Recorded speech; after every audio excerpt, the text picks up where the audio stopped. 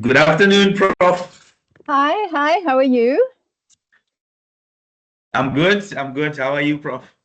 I'm good. You'll see I managed to get them to fix my camera yesterday, so it's Yes, yes, working. Yeah, can I just yes. finish? I just want to share my slides and just check that they're coming up. Okay. Is that all right? Okay. Yes, Okay, thank you very much, Prof. Yeah, I think we thanks. should have more people joining us at 2 exactly. Okay, no problem because we're early. Yeah.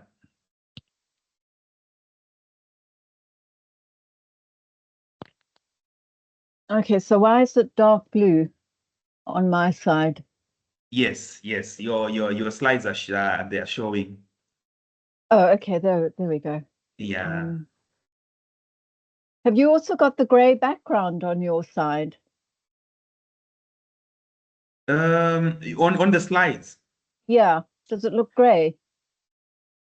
Yeah, the background, but it's coming out okay. There is some gray background, but No, they're displaying I fine. wonder what's doing that.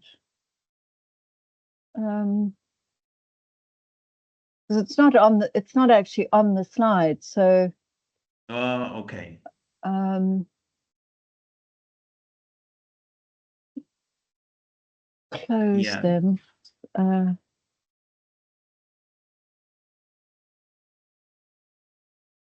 Yeah, or maybe it has to be put on slideshow. Maybe that would remove that the gray I think, background. is it not already on slideshow? Can you Yeah, it looks see? like it's on slideshow. Yeah, it looks like Yeah. it's on slideshow already. Okay. I want to figure out how to get out of this now because it doesn't say. Doesn't tell me how to stop sharing on here. Okay. Share. Okay, just Yeah. bear with me here. How can I stop sharing? Okay. Because on share, usually it says stop share. This doesn't. Yes. Or it's not no, it should No. allow you to, Oh, here we are. yeah, or maybe Sorry. There we go. Got it. yeah. All right. Okay. Okay, I'm gonna have another go and see. Just yeah, the Okay. PowerPoint slide, the background is white, so I don't know why it's doing that.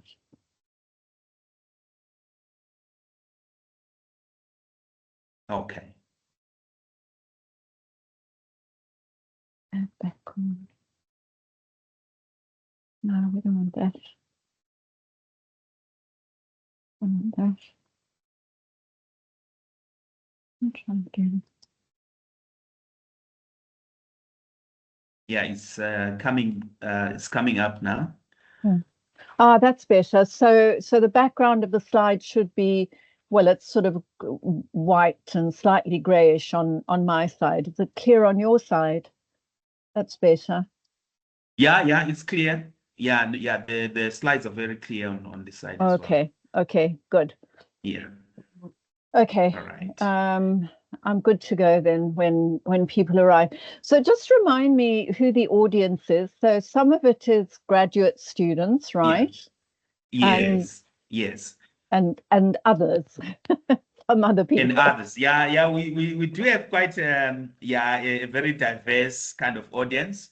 So Okay. we do have our students and also colleagues in both at SPU, but also from other universities that regularly joining the sessions that we have. So Okay. it's quite a diverse kind of group.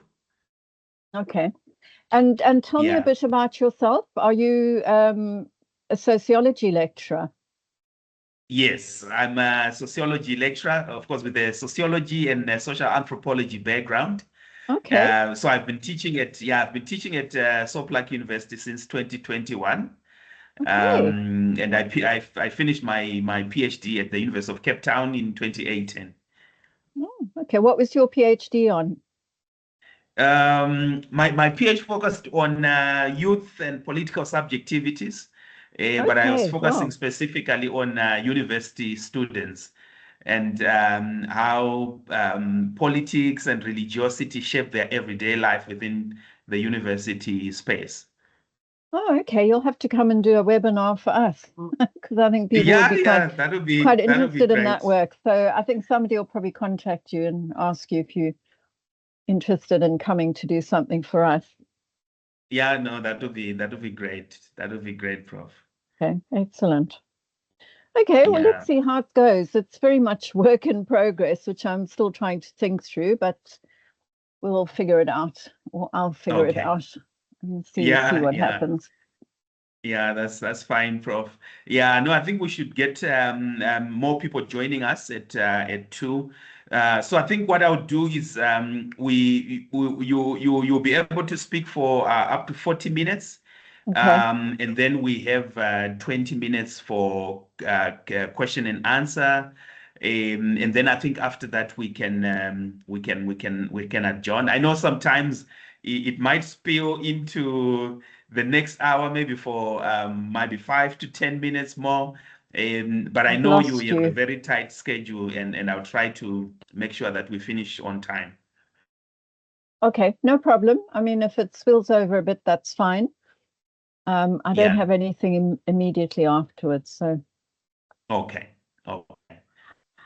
All Okay, right. excellent. Well, I'll wait for you to give So me yeah, the. thank you very much, Prof. Let me take this opportunity to introduce you before we get started at 2.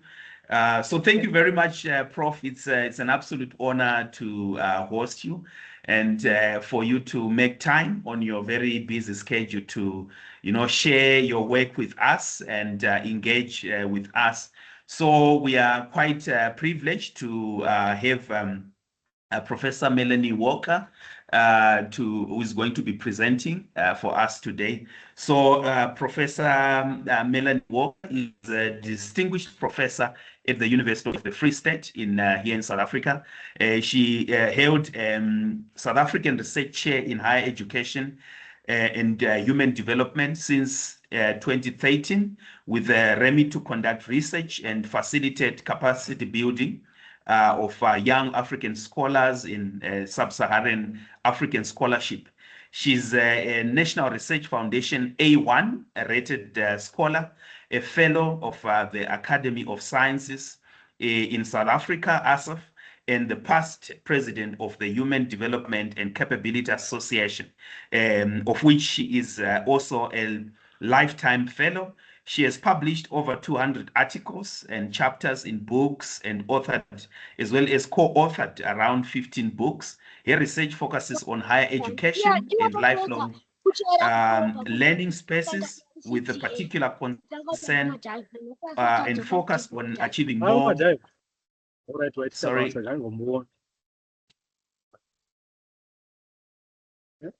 Sorry, Prof. Let me try to mute.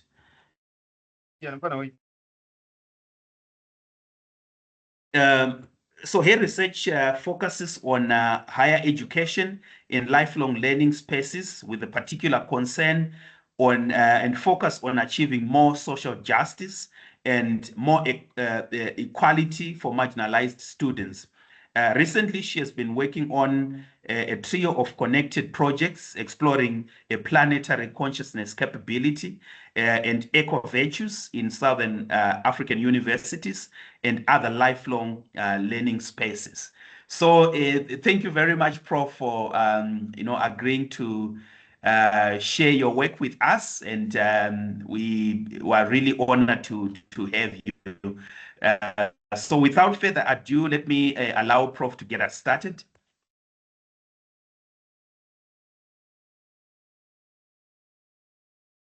Yeah, you're muted. You're muted, Prof. Sorry, I'll switch my camera off while I'm presenting.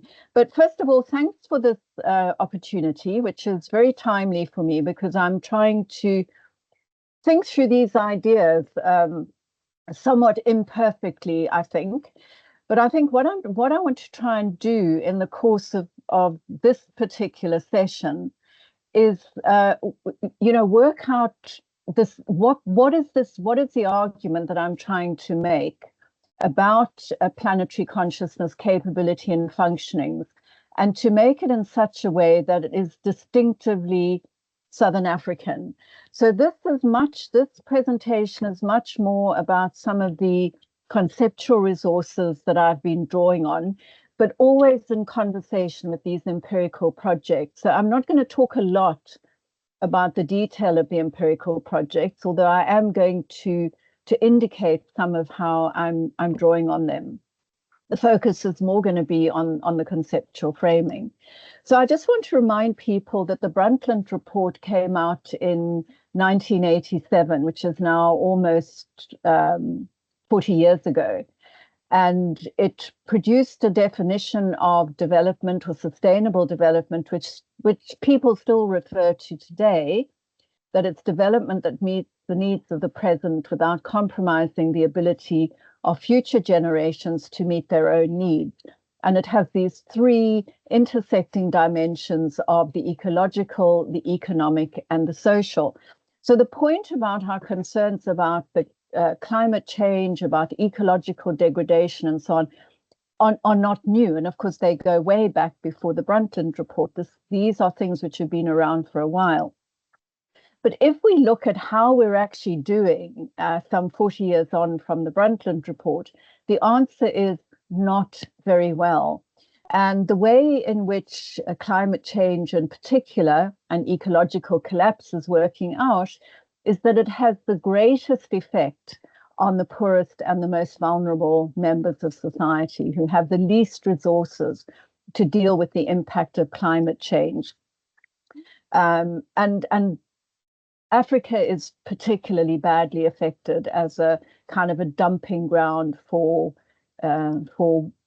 other countries, for developing countries' waste. So the broader point is that we're not doing particularly well. And globally, we need this kind of ecological reset where we begin to see ourselves as part of the earth. And I think this was put quite well by Joanna Macy, where she says we need to undo the social conditioning that has alienated us from our primary relationship with the earth. And then Achille Mbembe, who says, in the end, there is only one world. It is in the relationship that we maintain with the totality of the living world that the truth of who we are is made visible. So we need to rethink how we understand and how we relate to nature, and to do that differently. And then I'm going to say something now very briefly about the two projects which sort of underpin how I'm trying to think through this argument. So the first project was in 2023, the Sustainability Universities in South Africa project. And there we wanted to establish what kinds of things were going on in universities in terms of sustainability and sustainable futures in these spaces of classroom, campus, and community. So we had two case studies at two different universities where we spoke to a range of people across the piece in terms of where they were located in the university. Sorry, has that gone on? I moved the wrong thing. Apologies. There we go. And we also had a participatory storytelling project at one university, which I'll draw on a little bit later. So for those who are interested, this was the database of interviews in addition to the usual documentary website and other sorts of materials. So that was the one project. The second project follows on from this, and we've been conducting it this year. And it comes out of the fact that we were quite disappointed with the unevenness and the patchiness of what we found going on in these two particular universities.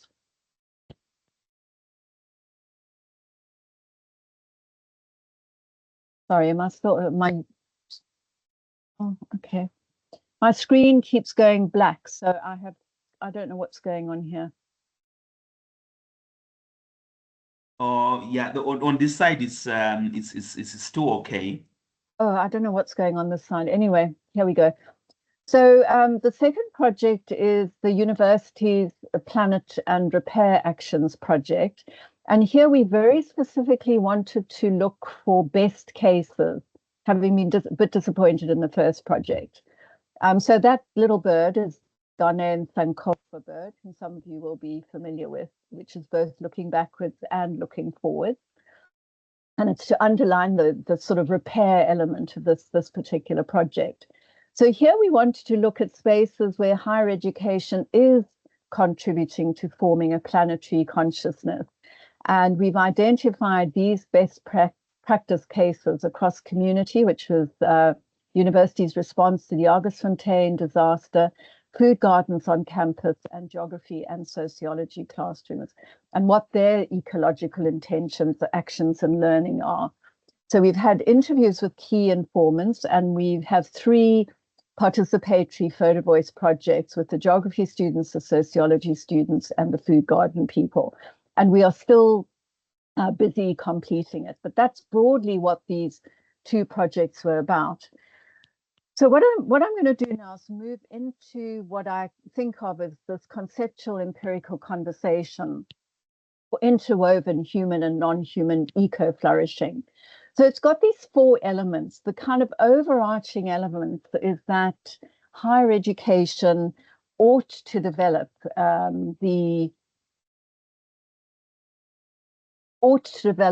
students' capabilities to be and to do in ways that they value, and their ability to function, to choose functionings which will enable them to be and to do in ways that they value. The concept of repair, that we need to repair the injustices of the past. The concept of planetary consciousness, which is our awareness of planet. And what we're calling our learning, which has these transformative elements to it. So it's how these 4 kind of conceptual elements intersect in order to tell the story of eco-flourishing in higher education settings.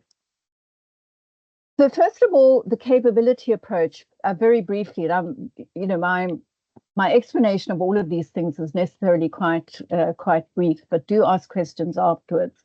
So the project overall is grounded in the capability approach, which was developed by the economist and philosopher Amartya Sen, and then further developed by the philosopher Martha Nussbaum. And what this focuses on is capabilities which are opportunities or freedoms and achieved individual and collective functionings, which are the things, so being able to enjoy nature, for example, might be an eco-flourishing capability. Being able to participate in actions and events which improve how we interact with nature might be another functioning, and so on. So it's the actual things we're actually able to be and to do. And then all of this unfolds against what Sen calls contextual conversion factors. And these are always contextual, and they always intersect. So the possibility in the university is always shaped by how much money is there, what is it being spent on, how universities function and are governed, the things that they value and recognize, the teaching and learning conditions, and so on. So all of these will work together to shape what it is possible for particular students to be able to be and to do.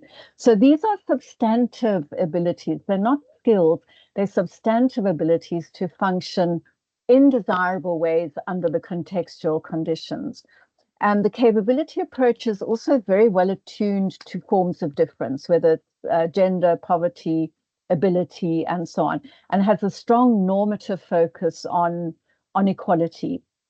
So that if people have very uneven possibilities to develop their capabilities or to exercise their functionings, then we have reason to ask what needs to change.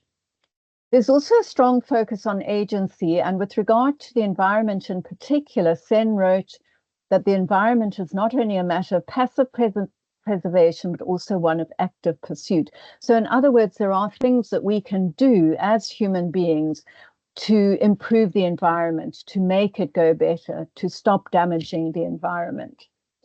His anthropological vision is relational. It is not individualistic, as a lot of people claim. For Sen, To be human is to interact with others. To be human is to be embedded and located in a society.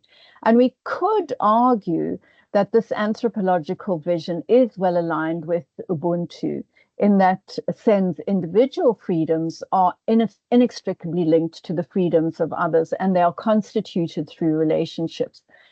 The limitation with regard to eco-flourishing is that Sen's relationality is limited to persons. So it doesn't extend to non-humans or to the non-human world. On the other hand, it's a very open-ended approach. It's not a theory, so it's very open-ended. And the emphasis on agency means that we can make decisions about how we react to the natural world. But the capability approach also has very little to say about history or the repair of past injustices. And it also has very little to say about religion and the spiritual. So it's a kind of agnostic anthropological vision.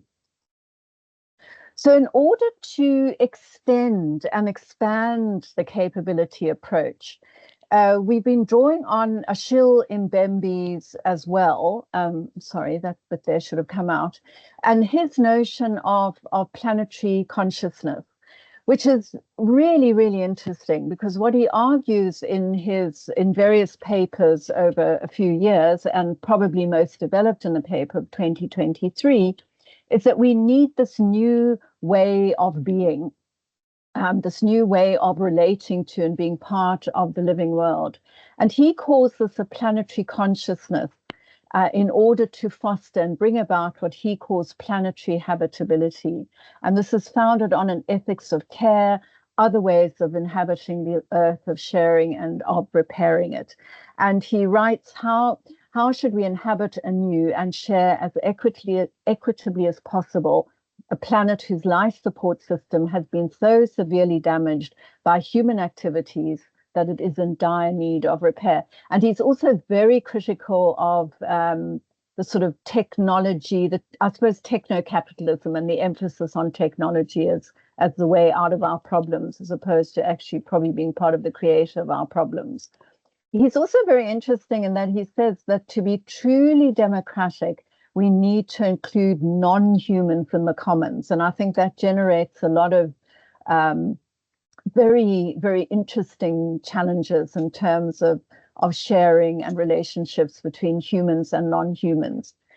It is, of course, decolonial, because he says we've got to break out of our ignorance and be open to wide encounters with many other ways of inhabiting the earth, of indigenous knowledges, of other knowledges, of an ecology of knowledges.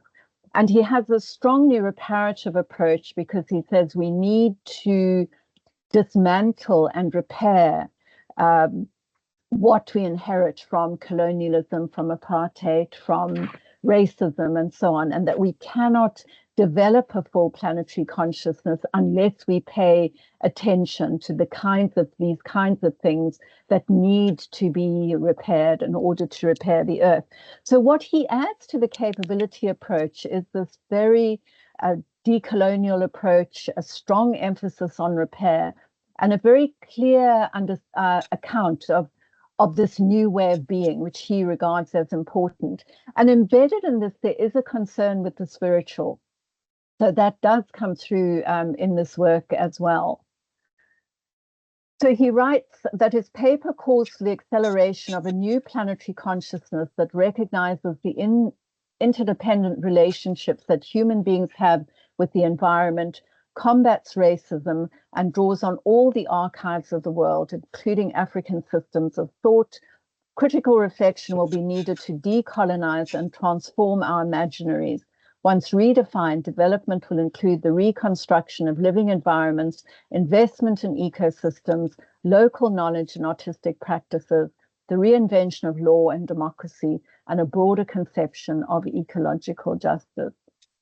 So for us, that pushes at the boundaries of the capability approach. So it still allows us to hold on to key concepts of capabilities and functionings in the agency, but it also asks us to think about the decolonial, to think about the democratic in a new way, and to think about repair and the injustices of the past.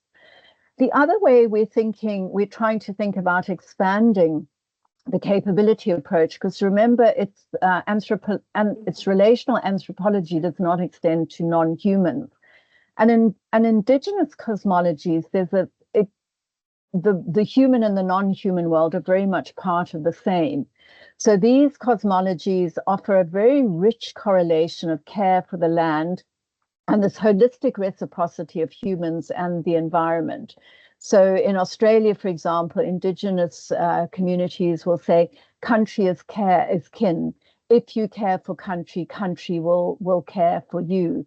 In Crucial Wateni's work, she integrates Maori cosmology and shows how human well-being is bound up with and inseparable from the natural world. And across these different cosmologies and cosmovisions, there's also a strong emphasis on the spiritual, on connections to the people who have come before us, and on connections to the people who will come after us.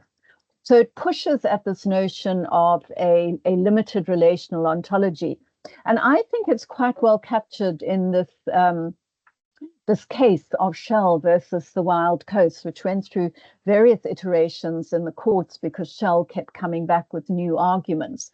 But the final decision was in favor of the local community. And the court noted things like that the Amadiba community's customary practices are that when they fish, they think of tomorrow, which Shell kind of doesn't think of tomorrow. This knowledge about the environment, this was in the words of the court judgment, and ways of living in harmony with the environment is transferred from one generation to the next. So the court accepted the applicant's belief that the ocean is the sacred site where their ancestors live, and so they have a duty to ensure that their ancestors are not unnecessarily disturbed and that they are content. So I think for me, that's a very compelling example of the way in which an indigenous cosmovision works out and asks us to expand the boundaries of the capability approach. So very, very recently, and there are probably people here who know more about this and can do this better than me. So please help me out here. But what I've been trying to do is to make this distinctively Southern African. So turning to Ubuntu, Boto, and Ukama, and drawing on writers like Ramosi, Marova, and Lenkabula, and others to foreground Ubuntu and nature, and to foreground an Ubuntu cosmovision as central to a planetary consciousness capability. So the kinds of things that these writers say, they argue that human life is also embedded in ecological life. So Lenkabula talks about all of creation, so not just humans, but all of creation. So that to care for one another is also to care for nature, and that human beings are part of, not separate from nature, but interdependent with and integrated with nature. So that the very well-known saying, I am because we are, the we is then understood as the we of all that exists. And then humans in turn owe respect to the ancestors. These ancestors often dwell in nature, and nature itself is considered spirited, so imbued with these spirits. And the ones that are yet to be born already dwell among us, are part of the community, and thus deserve consideration in every decision. So we have to think about the kind of world that we're leaving behind for the people who come after us, for whom we will be ancestors. And there's a very strong focus on dignity, and Ubuntu cannot be realized absent a recognition of people's dignity and dignity in the relationships between people, but also the relations that we have with physical nature. That's Rabosi's words. So that there's a mutual care and caring, not only between and among human beings, but also between the latter and physical nature.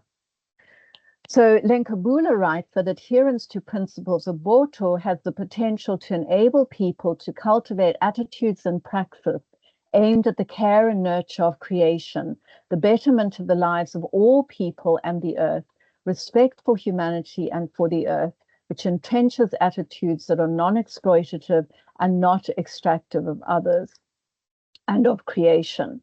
And then Hoffman and Metz, Metz in particular, writes extensively about Ubuntu. They argue that the capability approach is enriched by Ubuntu theoretical grounding of relational capabilities, and that intuitively important capabilities are deeply relational, which I think Sen recognizes. But as I said, it's a human anthropology. It doesn't extend beyond that. So it seems that there really are resources that one can draw on in terms of Ubuntu to make an argument about Ubuntu and nature, and to make an argument about eco-flourishing, which can be located within indigenous thought, but also the writing of people like Achille Mbembe and indigenous communities in other parts of the world. Then the last bit of the puzzle that I've been working with, and I've sort of been going round in circles and backwards and forwards, is the Catholic social tradition, and particularly the notion of integral ecology. So this work on the part of the Catholic tradition is very influenced by indigenous cosmologies. So some of what's being said in Pope Francis's Laudato Si, in developing his concept of integral ecology, one could argue has always been present in indigenous thought. And in fact, a lot of it enters Laudato Si through Catholics from indigenous communities. And he recognizes that and talks about having undergone his own ecological conversion through the Pan-American, Pan-Amazonian Synod and so on. But Laudato Si and integral ecology make the point very strongly that nature cannot be regarded as something separate from ourselves or the mere setting in which we live. We are part of nature, included in it, and hence in constant interaction with it. So, and on this basis, all living beings have intrinsic worth, and humanity and nature are interwoven. But really importantly, Laudato Si is very explicit in raising the issue of justice and integrating the debates on justice with the environment, so that Pope Francis writes in Laudato Si that we must hear both the cry of the earth and the cry of the poor. So he weaves together very strongly social justice and ecological justice, and the argument that you cannot have one without the other. And this work is very much aligned with Mbembe in that it envisages a different kind of social imaginary from the technocratic way of thinking that characterizes eco-modernity. So Laudato Si is very critical of consumerism, of irresponsible economic development, and it expresses deep regrets for environmental degradation and global warming. So there's quite a lot one can draw on in Laudato Si, bearing in mind that there are very strong faith communities in South Africa, but there are billions of Catholics across the world and so on. So potentially these are spaces of real change. Laudato Si is not silent on the past. So remember, Mbembe is very strong on the past. I think it's implicit in a lot of indigenous cosmovisions and cosmologies, even if it's not spelled out explicitly always. And he does say in this that the Christian world has much to repent in relation to destruction of biodiversity, harm to indigenous cultures, and unsustainable extraction and pollution. Nonetheless, there's also a kind of a skating over what are essentially centuries of oppression made possible by the sort of papal bull, which declared back in the 1400s that empty land was there to be occupied, or if it wasn't already occupied by people of European descent, then it was free to be occupied. And this has been that was very influential in South Africa as well, in the notion of empty land. But that is not dealt with in quite such a rigorous or vigorous way. So we can't look to the Catholic social tradition and integral ecology for a strong concept of repair that brings us back to Mbembe. So the other thing I want to say, I know I'm saying many things, is that we have to be aware that relationality may not be inherently good. So Sen anchors his relational anthropology in concerns for equality. So that is its normative anchoring. But unless we have a normative anchoring, we have to recognize that relationality is also what produces racism and sexism and other things which actually exclude and oppress people. So we need to anchor it in something like Ubuntu ethics or capabilitarian justice ethics or whatever. And relationality always needs anchoring in material resources. So we have to think about the material world and the goods that different people have access to, and what all this has to do with climate and climate change and the environment. So that's just a kind of thing to think about. You might disagree with that. So what I've tried to present is this overlapping eco-conversation, planetary consciousness and repair, indigenous cosmologies, and integral ecology, capabilities, functionings, and agency, in order to try and develop this ecocentric paradigm rather than an anthropocentric paradigm.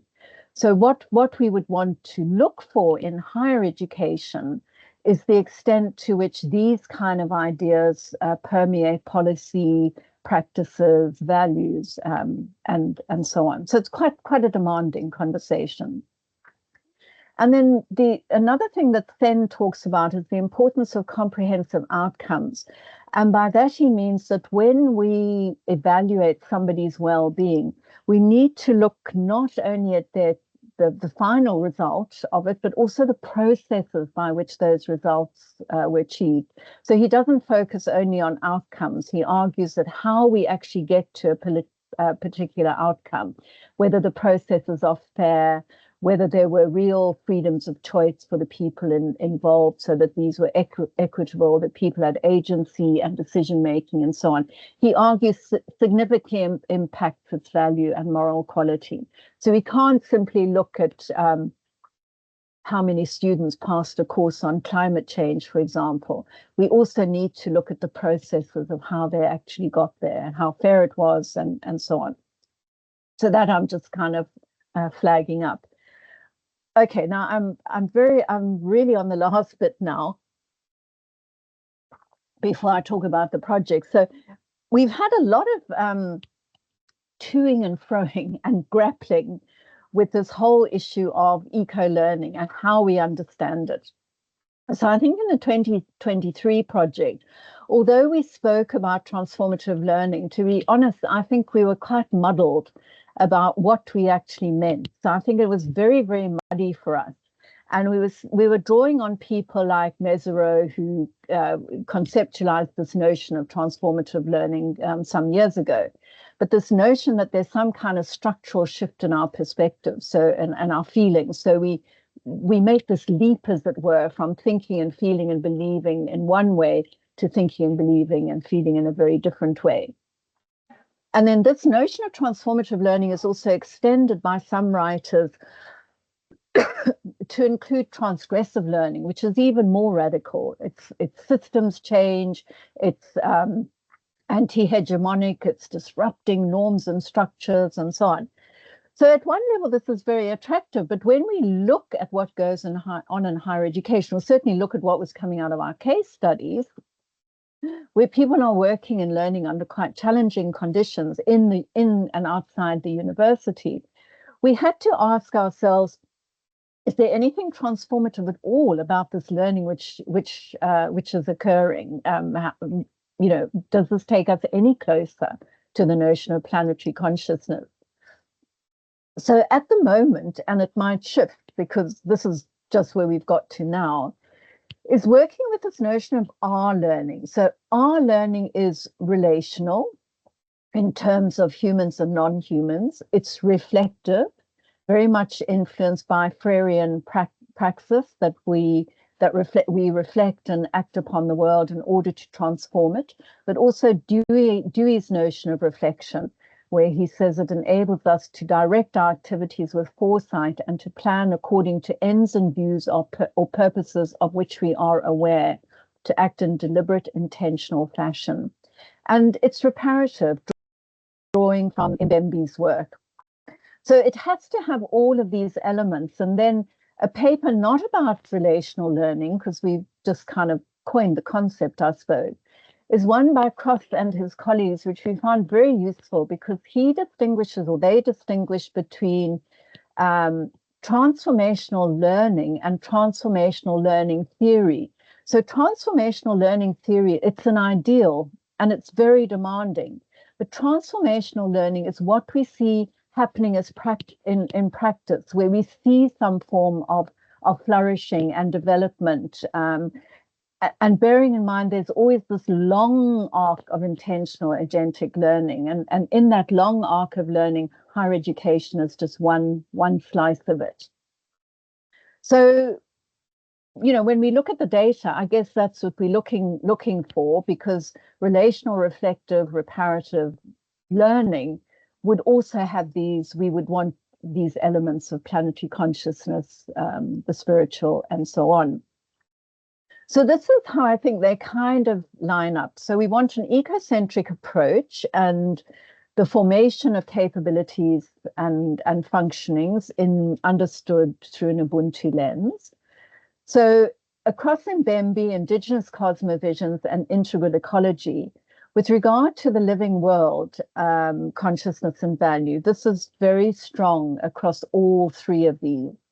When it comes to repair, you find it strongly in Mbembe and indigenous cosmovisions, but more limited in terms of integral ecology and Catholic social tradition.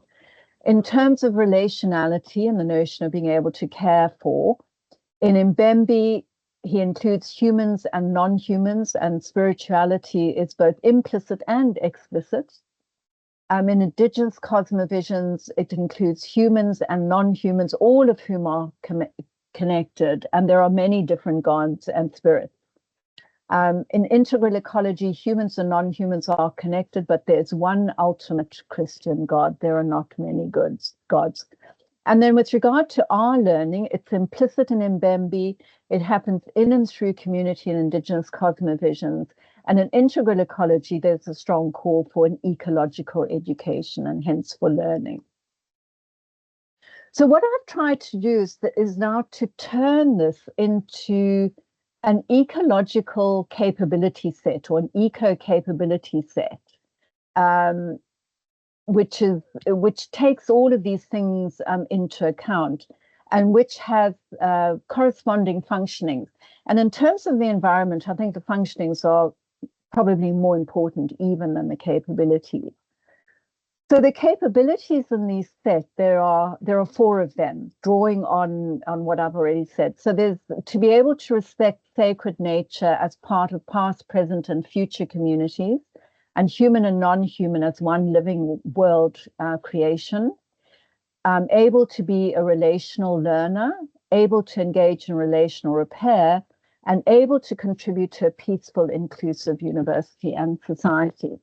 So again, it's trying to draw these different conceptual threads together in order to develop this eco-flourishing capability set. And then it's, well, do we find this at all in the data? And I've only got 6 minutes, so I'm going to have to go quite quickly through the last bit. Well, yes and no. So in the SUSE Photo Voice project, where we certainly had moments of collective discussion, of training, of sharing, of this relational reflective learning praxis and so on, and we had functioning outcomes of an eco-planetary consciousness, uneven, but we found it, stronger on repair of injustices, and some elements of transformation. So if we look at it there, then we do find elements of it. And it's summed up in the words of one of the participants, Chimwemwe, who talk about valuing hearing from others, collaborating, support, diversity, engaging, and so on. So there was a lot going on in the project that in the direction of a planetary consciousness, but it was uneven, and for some it was quite faint. So if we go back to the ecological capability set, understanding, taking responsibility for damage to the earth was faint, and consuming nature's resources in moderation was faint in the photo stories that were told. The capability for being an R learner, an R lifelong learner, was quite strong across all of the stories which were developed. Relational repair was strong, but relationships with nature were uneven, and the need to remove historical injustices was uneven. And it was strong across contributing to inclusion and equity in the university campus. So I hope I'm showing in this rather sort of rapid sweep through these projects how we've arrived at this eco-flourishing capability set, and how we might think about it in relation to the data, and how it might shift as a result of the data. So from the latest project, if we just look at the Jagersfontein community case study, which was happening so the university was getting involved under really, really difficult conditions. So these are very challenging conditions for any kind of best practice to emerge. But what we did find across different actors, not working together, but working separately. So we had student volunteers, a scientist, a research project in the Center for Development Support, and an arts-based project. And we found very strong reparative learning practices: dignity, compassion, care, truth-telling, responsibility. These all come through in different ways from what all these different groups of actors were telling us when we spoke to them. And a range of, doing this in a very bottom-up way, a range of different capabilities and functionings emerged from these different players in relation to Jagersfontein. So I've mapped them here to try and show where the commonalities are. So a lot of commonality around care and compassion, some around public spirit, quite a lot around knowledge, and a lot around responsibility. But some others like trust, voice and recognition and so on perhaps happen only in some rather than others. But it's a mapping from the data of that particular case study of the capabilities and functionings that were of value, or could be understood as of value to those different groups of players. So if we go back to the eco-flourishing capability set in relation to the Jagersfontein community case study, there's a strong understanding that everything is interconnected. Perhaps fainter in terms of the connections between people and nature, but it is there. There's a strong evidence of relational, lifelong learning, reparative learning, and so on. Co-learning, co-creating, accessing critical knowledge, understanding the climate and earth nature emergency, being open to being taught by the earth, shifting one's perspective, being intentional and reflective. So that's very rich across this case study. There's also strong evidence of relational repair across all of those different groups of actors: care, compassion, solidarity, removing historical injustices, and a strong contribution to a peaceful, inclusive university and society. So far, this kind of draft eco-flourishing capability set is kind of holding, bearing in mind that it's underpinned philosophically by Mbembe's work and by Ubuntu. So in conclusion, in the last bit of few seconds that I've got, what I've tried to do, and I'm just making this explicit here, is explore the nexus of theory and concepts, which are ecocentric, and evidence, which are the university cases. And I'm also trying to show, in addition to the substantive story about eco-flourishing, is that theories are not just abstract. They provide us with a lens to understand education, to ask questions, to collect data. The data then speaks back to the theoretical frames, which is also why those theoretical frames, we keep going back to them and developing them and sharpening them up. And so there's actually been a very iterative process that's been going on through the course of this year. And I must acknowledge Fenella Somerville, who's been walking with me every step of the way in this very intense discussion that we have. And then theory can help us to think differently about our relationship with nature, with each other, with history, with the future. And to make the clear call at the end that Africa is an epistemic site. So all of us researchers working in South Africa in our different universities and different places are producing legitimate, significant, and original Southern African knowledge. And I think what this project is trying to contribute is this very distinctive understanding of what an eco-flourishing capability and functioning might do, bringing together particular theoretical frames and a very specific contextual evidence base. So thank you very much for that. I'm exhausted. I hope you're not. Thank you.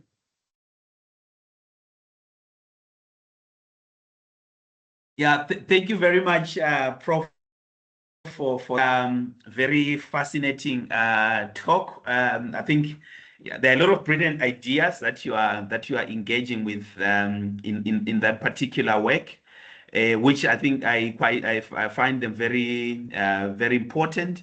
And it's actually a coincidence that like I highlighted earlier, in one of my courses that I'm teaching on sociology of the environment and climate change, in our seminar yesterday, we were actually talking about indigenous knowledge systems within the context of climate change and environmental management. And I find this quite important and fascinating.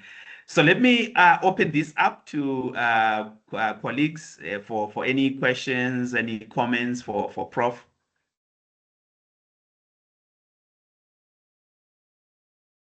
Let me just check. Any comments, questions for Prof? Yeah, I see Godfrey, go ahead. Thank you very much, Prof. Walker, for the presentation. My question is revolves around the ways in which religion, what we may call maybe traditional beliefs, particularly in non-Western societies, how these religions are invoked in discussion around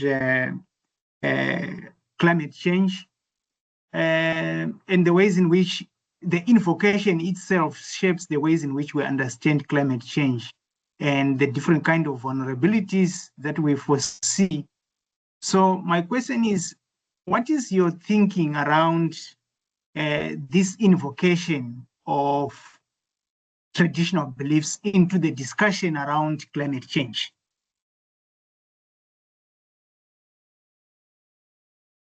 Thank you, Godfrey. Is it possible to take 2 or 3 questions and then yes, I'll respond? Yes, okay. Yes, Prof. I see Amon, go ahead. Okay, thank you very much, Professor Walker. My name is Amoni. I'm at the University of Borås in Sweden.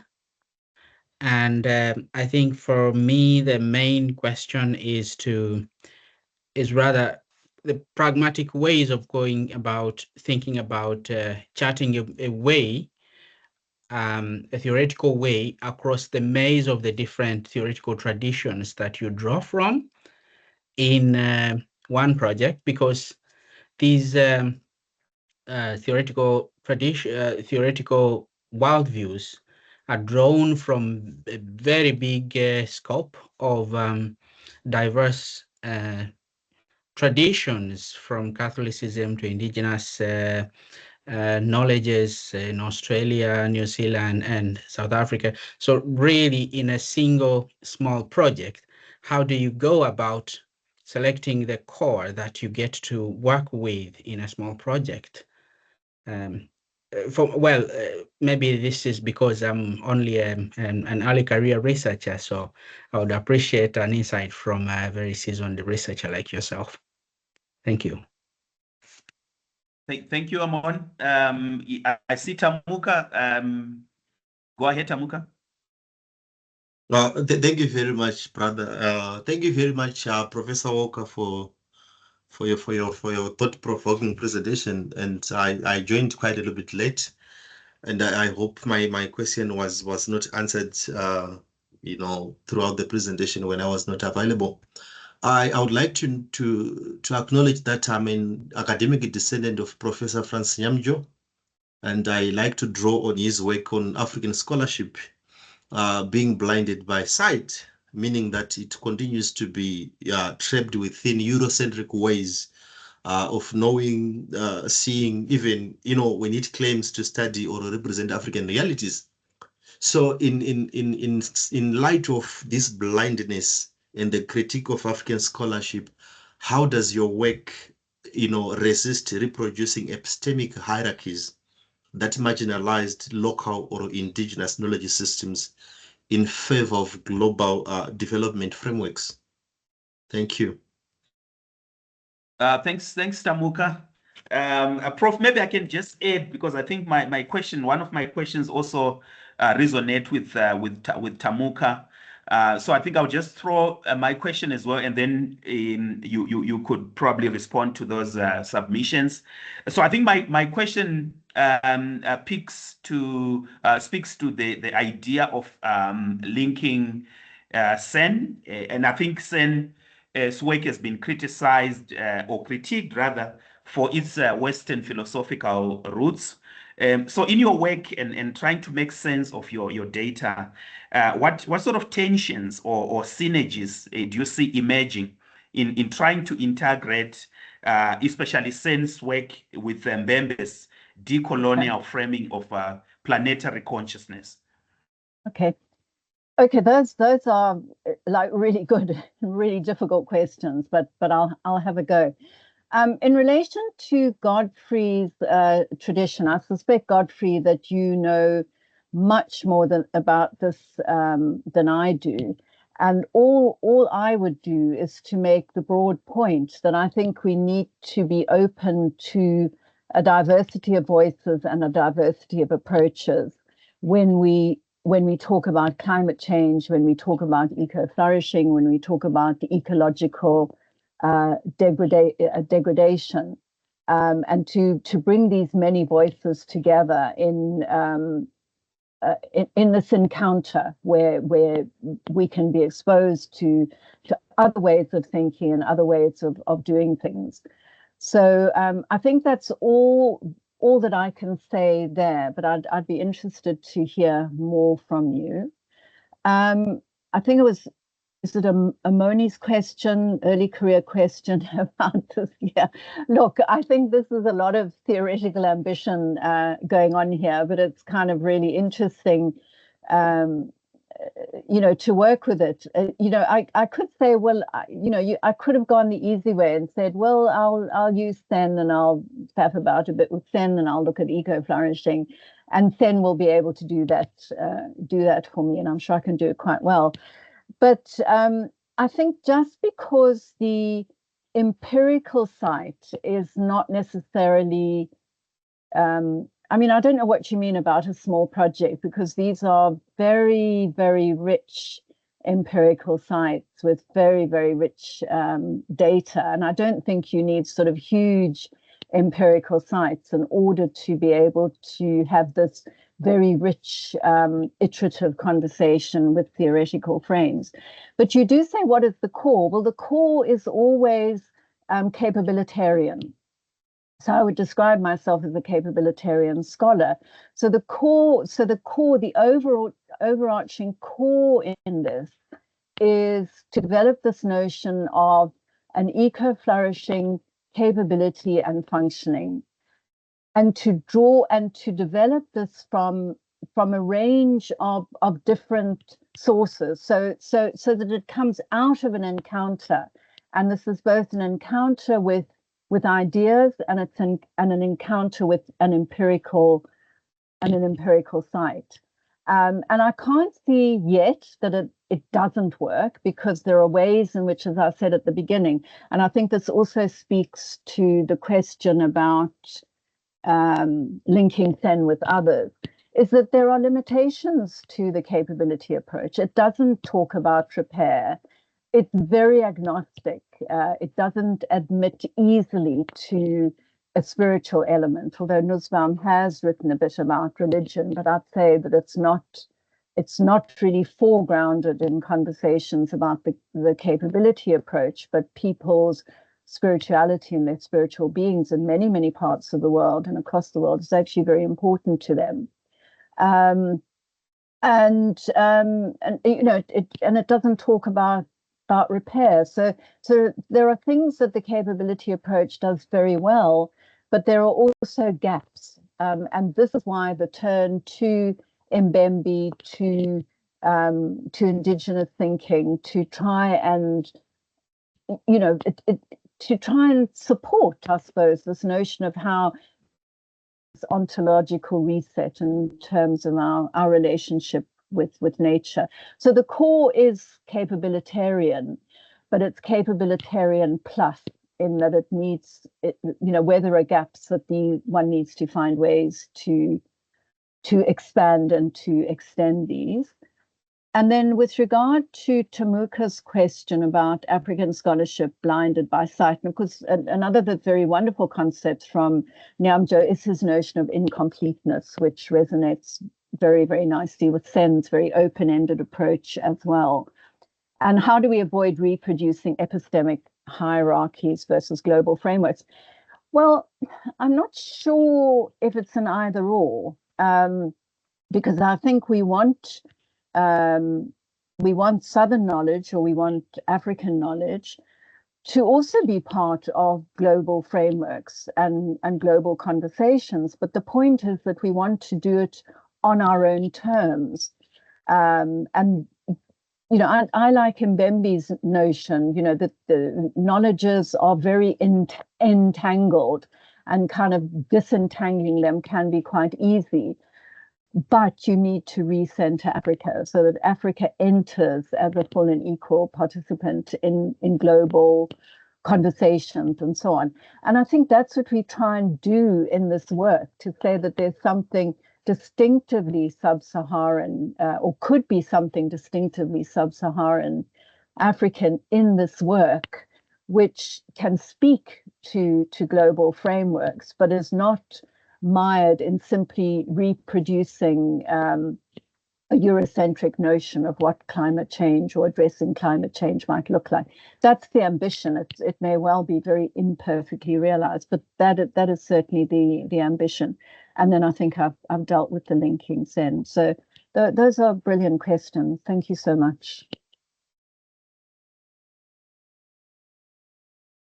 Thank you very much, Prof, for your response. I think we can take the second round of questions for Prof. Any additional questions or comments from the floor?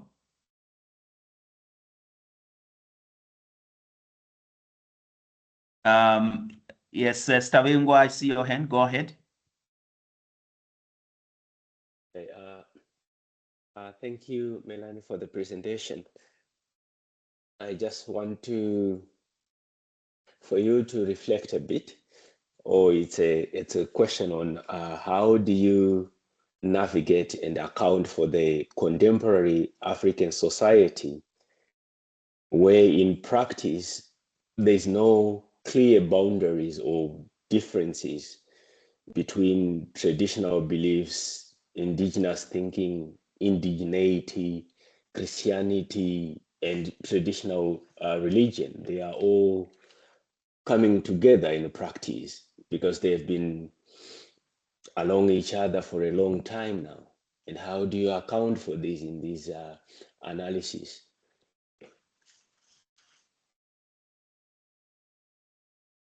Thanks a lot for that question. Any more questions? Probably we can take 3 or 4, and then we allow Prof to respond.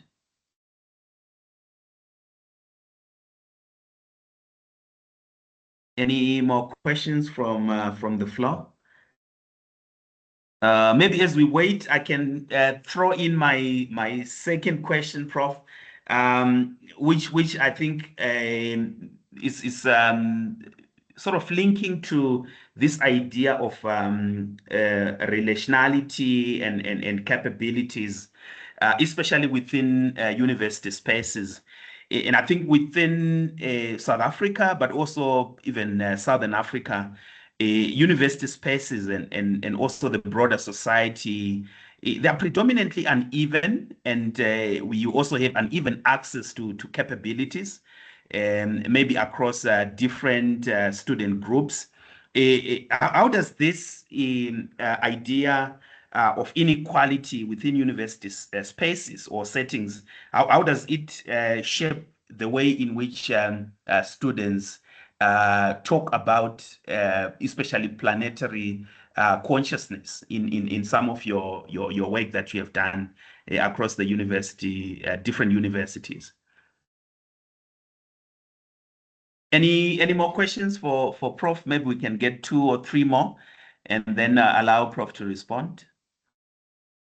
And those are quite big questions. So yeah, can I tackle those first? Okay. So to Venga's question, this is not really what I'm trying to do, because I'm not an expert in African religion, for example, and its historical trajectory. I'm coming from a space of education, which is quite an eclectic space, and draws on ideas from many different places. So I think the question's really, really interesting. I don't think it's what I'm trying to do, and I certainly don't think that I can respond, but I think it's something that I'd like to go away and think about. So I'm not looking at the detail of belief. What I'm interested in is the broader notion of spirituality and the importance of spirituality as an element in an eco-flourishing capability, wherever that spirituality might draw from, whether it's a more sort of Christian tradition or a Catholic tradition or an indigenous tradition or something else, Buddhist or whatever. But it's much more about foregrounding the notion of the spiritual and its importance in eco-flourishing. With regard to the unevenness of university spaces and the inequalities, that's a really, really interesting question, because my earlier work very much looked at precisely these issues, but not in relation to climate, but more broadly in the kind of access that low-income students had to the university, to participate in the university, and to move out of the university. And it's not actually a question which we have explicitly addressed in this project, because our broader concern has been, well, where do we find evidence of planetary consciousness? But why I find your question so interesting is, as we've gone through these photo voice projects in particular, where we work quite closely with students, some of what you are describing is evident, and I think it's something we're going to have to think about and to think about what we do about this, because I'm pretty certain that student groups have uneven access to a planetary consciousness capability, and we want to be careful that this doesn't just become another middle class thing that all the middle class students get and go off with, and that other students don't, or don't have the same opportunities to develop it. So it sounds to me like a really, really interesting question, I think, for a research project. Or it could be a very interesting sub-question, although I'm not entirely sure that the data as we've collected it would actually allow us to do that, because there's a limit to how much you can stretch your data. But I think it's a super interesting question, which I want to go away and think about possibly developing a small pilot or whatever to try and understand this better, because it seems to me an important question, because generally access to capabilities generally, and in the book we published in 2022, we had sort of 8 key capability dimensions of epistemic contribution, navigation, Ubuntu, practical reasoning, and so on, which were important, but which the students, and we did longitudinal data collection at that point, students had very uneven access to it. But I wasn't asking the planetary questions then, and I kind of wish I had. So I think it's a really important question, and I think it would make a brilliant research project if you or me or anybody wants to have a go at it. So thank you very much for that. Yeah, thank you very much, Prof. Yeah, that was my thinking as well, that it might have very kind of illuminating narratives around who is more or less capabilities, or who is more or less able to convert things such as educational resources into planetary functioning or planetary oriented functionings, and and things like that. Then I see there's a comment. Yeah, you could do an SPU case study, and we could do a UFS case study. So we should talk. I think it's super interesting. Thank you. Thank you, Prof. Then I see Lerato, one of my students, is a comment, maybe a question in the chat. She's saying this may seem a little bit redundant, but given that ecological and planetary crises are experienced unevenly across regions, classes, and racial groups, how can we ensure that the idea of planetary consciousness does not become an elite or abstract discourse, one primarily embraced by those in privileged thinking about sustainability, rather than those struggling with immediate survival or inequality? I think this sort of relates to some of the stuff that you have already said. I don't know if you probably want to reflect on that as well, Prof.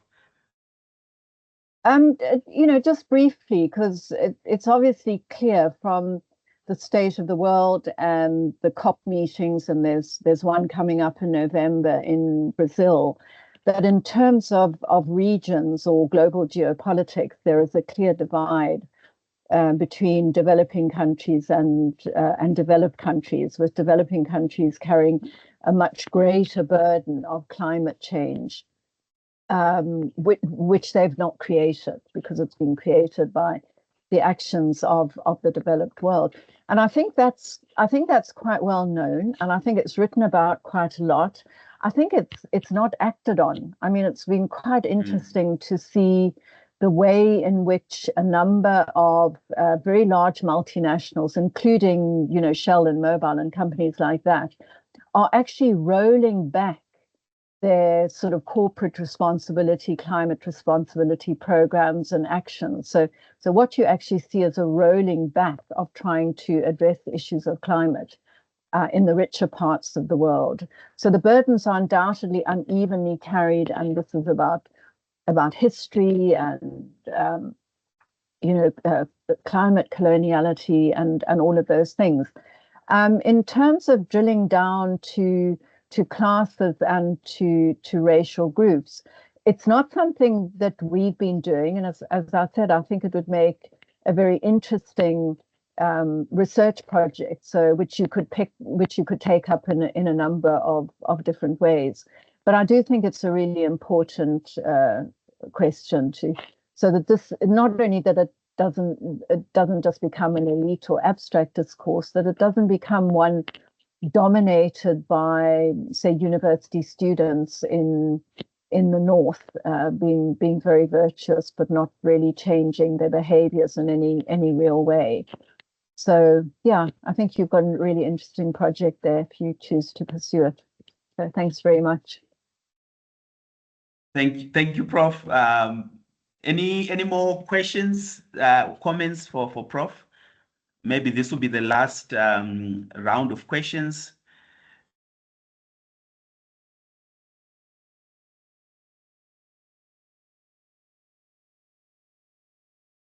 Okay, maybe as we wait, I liked the your framing of relationality, Prof. And I was just thinking this in connection with the idea of biocentric equality, that humans and other beings, be it non-humans, should be treated as equals. And that is part of what Ubuntu foregrounds, that when the arguments are being said that you am because we are, it's not only in reference to human beings, but it's also in reference to other beings. But in light of the rapid expansion of neoliberal capitalism, I think you just highlighted this idea of fossil fuel-dominated companies and multinationals. What are the possibilities of this idea of repair that I think is very central to the work that you are doing? And I think we can relate this also to Mbembe's idea of necropolitics, linking this to the necropolitical practices of neoliberal capitalist multinational corporations. What are the possibilities, especially within the African context, Prof?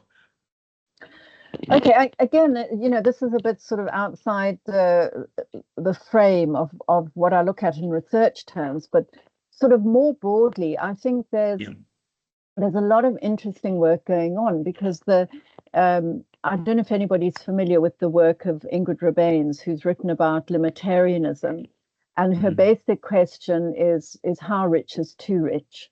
And the argument that she's made through the book, and she's been asked to talk about this all over the place, is that we need to start thinking about the rich in the world, not just about the poor. And we need globally to set limits on how much money people who are rich you can have. And she has statistics where she points out that, in terms of the richest 1% or 5% or whatever, if they were taxed in relation to that wealth, it would generate huge resources in order to be able to bring about development. So I think there are those sorts of debates that go on one line, and debates emanating from the United Nations Human Development Program and Development Office along a line of advancing sustainable human development, advancing sustainability, addressing the damage done by particular economic forms and so on. So I think there are lots of different voices which converge on what the issues and the problems are. But the power still seems to rest with the richest parts of the world, with the richest people in the world. And I think that's very difficult. And I think that's a real challenge. At the end, because I work in education, I always come from the position of you do what you can where you are, and you do it in terms of hope. But there's also a strong global discourse now around repair and around reparations, whatever particular form it takes. So it's not as if these things are not being talked about, and as if people are not looking to find ways to develop a world which is fairer than the one that we currently live in. But one of the problems I have with sociology, I think sociology is very good at critique, and it's rather less good at saying, well, what are we going to do about it? Education is very good at what are we going to do about it, but perhaps it's not so good at the theoretical critique. So the what are we going to do about it? I come back to saying, well, what can I do from where I am to make a difference in some way, and what might that difference be, and how can I understand whether or not I've made a difference? So that would be my response to that. You need critique and action. Critique on its own is never enough. Thank you very much, Prof. I don't know if there are any questions. Maybe the last, if there are any pressing. Sorry, I have another seminar I'm supposed to go to. I'm already about 10 minutes late, so I'm going to have to leave anyway. Yeah, no, thank you very much, Prof, for making time to share your thoughts with us. It's something that we really appreciate. And we have learned a lot from your presentation, and we'll definitely call you again in the future for our seminars. We really appreciate your presence. So all the people that have attended today, thank you very much also for making it up to the end. We really appreciate. Do enjoy the rest of your day. For those that may want to join our mailing list, you can share your email, and we'll be happy to invite you in our future seminars. Thank you very much, Prof, and all the best in your next seminar. Thank you, and thank you for those great questions. I look forward to further conversations. So I have to dash off, but thank you very, very much indeed. Enjoy your day. Definitely, Prof. Okay, then. Thank you. Bye. Bye. Bye-bye.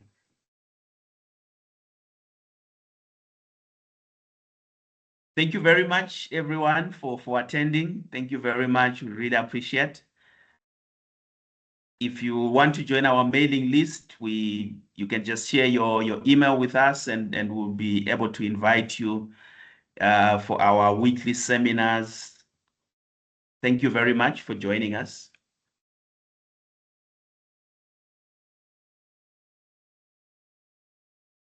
Thank you very much, colleagues. Thank you. I joined a little bit late. No, thanks, Namuka. Thanks for the questions. That's very important. Yeah, but this was an important conversation that I think touched on important areas. Yeah, definitely. It's quite urgent and timely, I think. Yeah, I think there's a colleague of mine who's doing his PhD at UKZN. He's focusing on there's issues of climate change, displacement, then also the issue of climate smart agriculture. Okay. So That's I think this could have been I think in terms of framing his methodology from an anthropological perspective, this presentation was important. Yeah. Very true. Mm-hmm. Very true. Yeah. Thanks. All Thanks right. a lot. Thanks a lot, Tamuka. Thank you.